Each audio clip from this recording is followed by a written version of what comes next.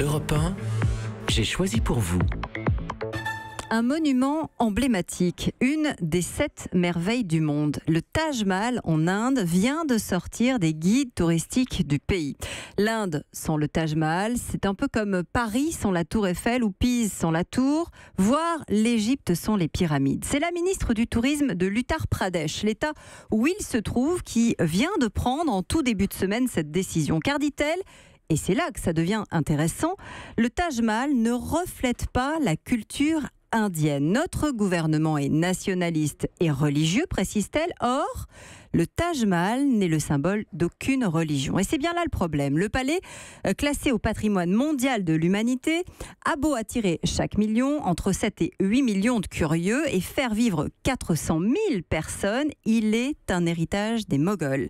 Ces empereurs musulmans sont considérés comme les bâtisseurs du pays, venus de l'ancienne Perse. Leur règne a duré près de 5 siècles.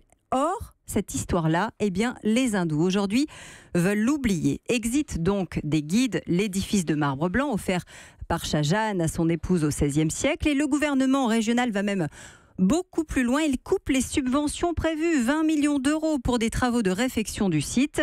Le palais n'est pas le seul à faire les frais de ce regain de nationalisme. Les manuels scolaires aussi vont être expurgés et les noms de rues commencent à être hindouisés. C'est oublier un peu vite que le pays compte 177 millions de musulmans. Europe 1.